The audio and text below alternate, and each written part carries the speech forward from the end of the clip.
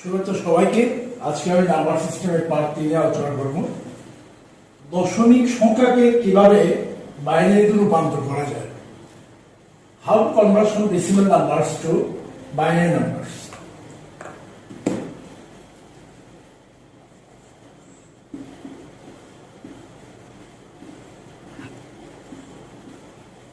যেহেতু এখানে ম্যাচ 10 আছে, so it's a decimal number. এটা হচ্ছে আমাদের রেডিক্স পয়েন্ট।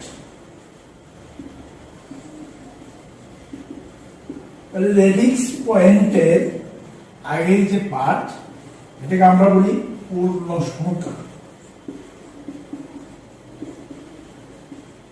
Integer numbers.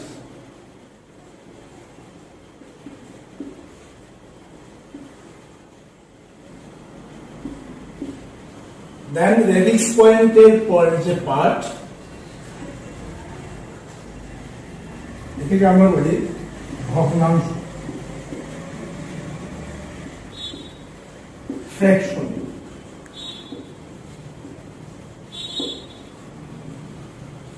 তাহলে এখানে দুইটা পার্ট রয়েছে, একটা হচ্ছে পূর্ণ সংখ্যার অংশ, একটা হচ্ছে ভগ্নাংশ।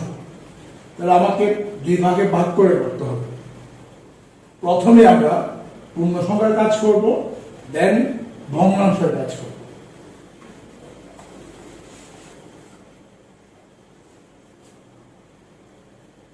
স্টেপ 1 এ তো ধাপ 1 এ আমরা পূর্ণ সংখ্যার কাজ করব।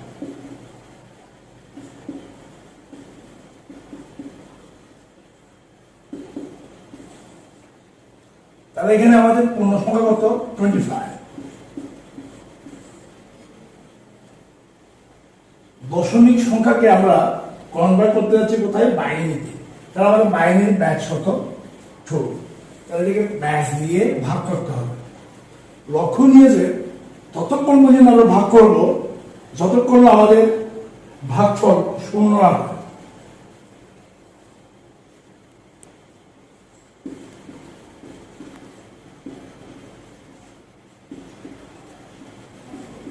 তাহলে এখানে আমরা কি দেখতে পাচ্ছি? এটা হচ্ছে আমাদের ভাগফল, এটা হচ্ছে আমাদের ভাগশেষ। তাহলে এখানে দুটো পার্ট রয়েছে। প্রথমে আমাকে ভাগফল লিখতে হবে, হাইফেন দিয়ে ভাগশেষ লিখতে হবে। তাহলে এখানে আমাদের ভাগফল কত? 12, ভাগশেষ 1। এগেইন আমরা ভাগফলকে ব্যাচ দিয়ে ভাগ করব, বাইনারি ব্যাচ দিয়ে। তাহলে 2 দিয়ে 12 কে ভাগ করলে তাহলে এখানে আমাদের ভাগফল কত? 6 আর ভাগশেষ 0।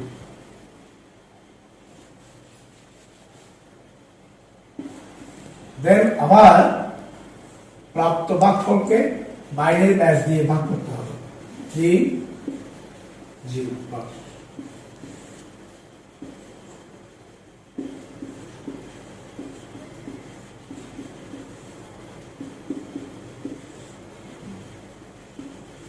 এখন লক্ষণীয় বিষয় হচ্ছে কিভাবে আমরা 2 কে 1 দিয়ে ভাগ করব। আমি একটা লজিক নিয়ে কথা বলি। সাপোজ 2 দিয়ে যদি আমরা 7 কে ভাগ করি,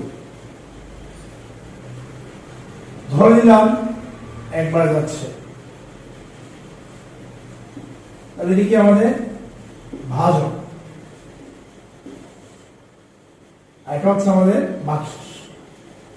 ভাজক অপেক্ষা যদি ভাগশেষ বড় হয়, ধরে নিতে হবে আরো ভাগ যাবে।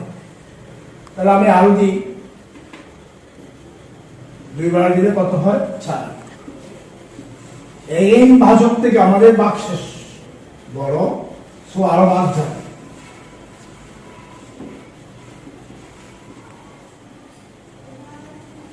তাহলে এখন ভাজক থেকে ভাগশেষ ছোট, তার মানে আর ভাগ যাবে না। এরপরেও যদি আমি 4 দিয়ে দেওয়া করি তাহলে কত হয়? 8। তাহলে এখন আমাদের নেগেটিভ ফিরে আসে। তাহলে 1 2 3 4, তাহলে 4 বার দিলে বেশি হয়ে যায়, তাহলে কতবার দিচ্ছি? 3 বার।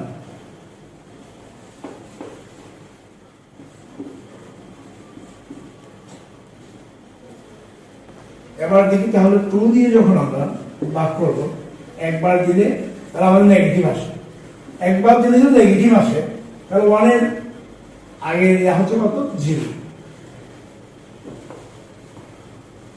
তাহলে 2 0 0 1, তাহলে ভাগফলটা লিখতে হবে এট ফার্স্ট, দেন আমরা ভাগশেষ লিখব। এই যে প্রথমেই বলেছিলাম আমি, কোন দশমিক সংখ্যার ক্ষেত্রে, পূর্ণ সংখ্যার ক্ষেত্রে, পূর্ণ সংখ্যা যদি আমরা আসি তাহলে ততক্ষণ পর্যন্ত ভাগ করতে হয় ব্যাস দিয়ে, যতক্ষণ না পর্যন্ত আমাদের ভাগফলটা 0 না হচ্ছে। অনুরূপভাবে ডেসিমেল নাম্বার থেকে যদি আমরা অক্টালে যাই, হেক্সাডেসিমেলে যাই, সব ক্ষেত্রে একই। অক্টালে গেলে অক্টালের ব্যাস কত? 8, 8 দিয়ে ভাগ করতে হবে যতক্ষণ না পর্যন্ত ভাগফল 0 না হয়। আবার হেক্সাডেসিমেলে গেলেও ভাগ করতে যতক্ষণ না পর্যন্ত, তাহলে কত? হেক্সাডেসিমেলের ব্যাস কত? 16, 16 দিয়ে ভাগ করতে হবে। অক্টালে গেলে 8 দিয়ে ভাগ করতে হবে। বারে বারে একটা জিনিস আমাকে মনে রাখতে হবে, যতক্ষণ না পর্যন্ত আমাদের প্রাপ্ত ভাগফল 0 না হচ্ছে ততক্ষণ পর্যন্ত ভাগ করেই থাকতে হবে। তাহলে এখন আমরা ধাপটি ভগ্নাংশের কাজ করব।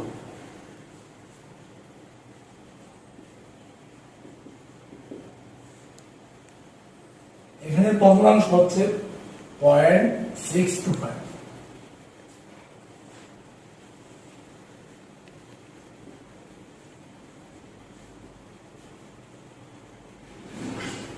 তাহলে ভগ্নাংশের আগের পার্ট হচ্ছে, পয়েন্টের আগের অংশ হচ্ছে পূর্ণ সংখ্যা, পার্ট ভগ্নাংশ।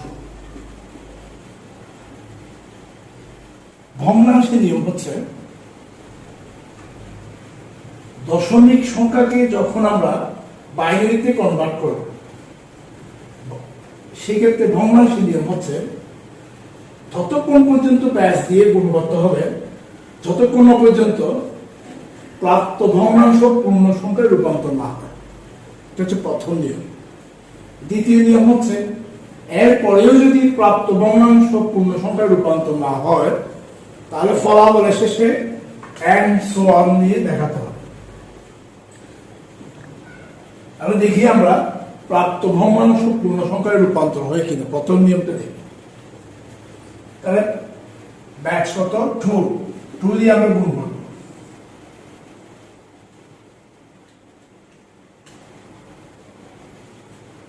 $1.250, তাহলে এটা হচ্ছে আমাদের পূর্ণ সংখ্যা। তাহলে পূর্ণ সংখ্যার ক্ষেত্রে আমাকে 1 লিখতে হবে, ভগ্নাংশের ক্ষেত্রে 0.250। যে ভগ্নাংশটা পেলাম তাকে আবার ব্যাস দিয়ে গুণ করতে হবে।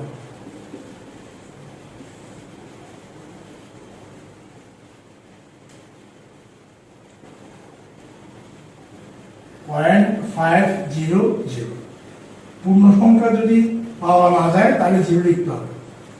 পূর্ণ সংখ্যাতে 0.500, এগেইন ব্যাস দিয়ে বলি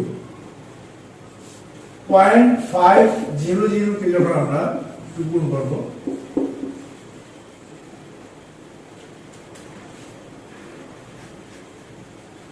তাহলে এখানে আমাদের পূর্ণ সংখ্যা হচ্ছে 1,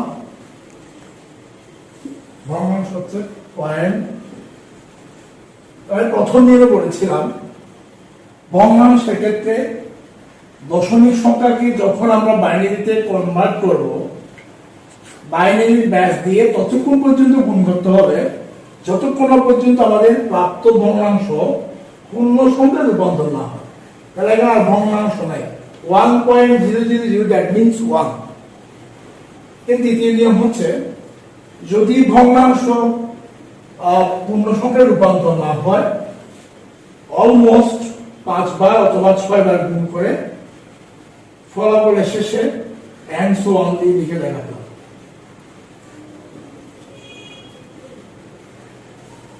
তাহলে দুই ধাপেই আমায় করতে হবে।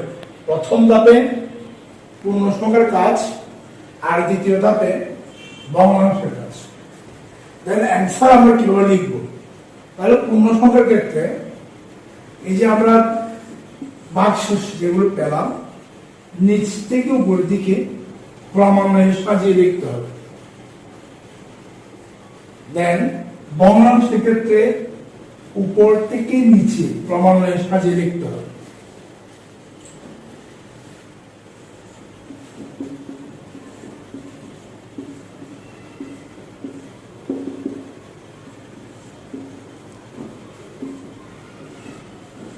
আর আমরা ডেসিমেলকে বাইনারিতে কিভাবে রূপান্তর, তাহলে ফলাফলটা আমরা লিখে ফেলি 1 1 0 0 1, অর্থাৎ 20 একটা আমাদের পূর্ণ সংখ্যা, তাকে আমরা বাইনারিতে যদি কনভার্ট করি 1 1 0 0 1 পেলাম।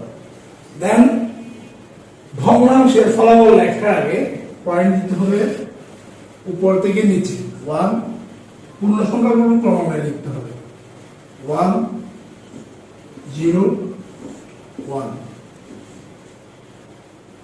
আমি আবার একটু রিভিউ করি।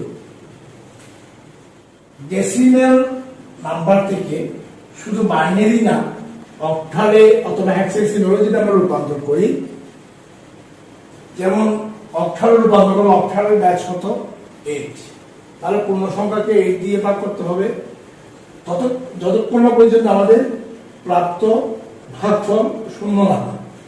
অপরদিকে ভগ্নাংশকে 8 দিয়ে গুণ করতে হবে যতক্ষণ না পর্যন্ত আমাদের প্রাপ্ত ভগ্নাংশ পূর্ণ সংখ্যায় রূপান্তর না হয়। দেন প্রাপ্ত ভগ্নাংশ পূর্ণ সংখ্যায় রূপান্তর না হলে অলমোস্ট 5 বার বা 6 বার গুণ করে দেখবো, তাহলে এন্ড সো অন দিয়ে ফলাফলটা লিখতে হবে। এগেইন দশমিককে যদি আমরা হেক্সাডেসিমেলে রূপান্তর করি, তাহলে হেক্সাডেসিমেলের ব্যাচ কত 16, তাহলে পূর্ণ সংখ্যাকে 16 দিয়ে ভাগ করব আর ভগ্নাংশকে 16 দিয়ে গুণ করব। Thank you for watching my video.